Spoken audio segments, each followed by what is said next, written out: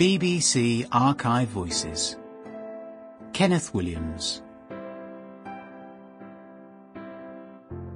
Tonight, broadcast on BBC Television, 4th of April, 1961. Listen to this voice. No, don't be like that. Oh, stop messing about. And this one. 35 years I've been coming here. 35 years I've been coming to these studios. You may recognise them from the two radio shows, Hancock's Half Hour and Beyond Our Ken. And they are just two of the many voices that belong to one man. The man is Kenneth Williams. You seem to collect voices like other people collect stamps. Do you, in fact, borrow them from people that you've met, or do you just pluck them from the air? Oh, yes, so they are taken from people I've known, you know, pinched, I suppose. The snide voice, that stop messing about one. I met this boy who was working the Mint, and he was describing how you were searched when you left the Mint, in case they suspected that you were taking out anything that you shouldn't be. And in describing it, he had a perpetual smile on his face and said, you know, you have to be very, very careful, because otherwise, you see, they make you take your clothes off. And so I thought it was a very good idea there. What about the other one, the old 35 years? Well, that was a producer, actually, who met directed me in a play, and he was giving a lecture to the cast on the interpretation of the play, and he salivated, a lot of saliva in the picture, you see. And as he was telling them all about something was going wrong in the play. And talking, you see, very much about that, you see, all the time.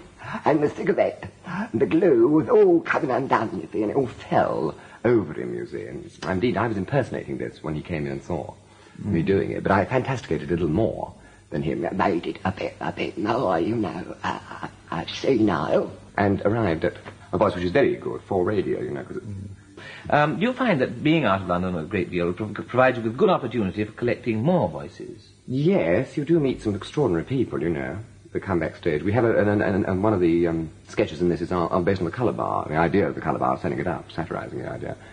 And we met on this, a woman from South Africa who had very definite views on it, you see, and she was telling us that if we'd lived there ourselves, we'd all have different views on it too. And she talked, you see, in this very South African way, this very pinched, you know, this way of talking. If only you could be out there yourself and see how we have to cope with this problem, you see. That voice I got from her. Now, this review, as I said earlier, opens at the Duke of York's. Now, the last time you appeared at the Duke of York's was in the Orson Welles production of Moby Dick, in which you played 6 different characters. This was presumably no different at all from appearing in review. Similar in the sense of the vocal range. You know, Orson asked us all to just change vocally. There wasn't time for either costume or makeup changes. It was an open stage production. You couldn't get off. You had to keep coming back on and off, so to speak, as something different. And he asked us to do this, achieve this vocally, which is, of course, something one would be required to do often in review. And it was a very an extraordinary production indeed, because, well, there was no set, everything was left to go on to his imagination.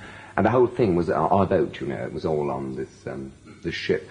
And we all had to rock, you see. We all had to actually, the entire cast was to rock, as though they were on the boat, you see. Which would have been all right if we'd all been doing this, you see, but a lot of them were going the other way, as though they were on different ships, and it was really a mess. And then we had to lower a boat, you see. Lower a boat into the auditorium, which we'd always rehearse in an empty theatre. This, of course, we never thought of an audience being there. And the night we did lower it, half the sailors fell on 2 rather ritzy people in the front row with ermine and furs, and one sailor sat on a woman's lap, you know, inadvertently fell right from the floats onto her lap. Must squashed all her chocolates anyway, and she made this frightful scene about it. Oh, get off, you see. And then we were all shouting, she blows a great spout, she blows, oh, get off me. Oh, it was terrible, I hated it. Home this afternoon. Broadcast on BBC Radio 4, 15th of April, 1968. When you came out of the army, Kenneth, was it back to repertory?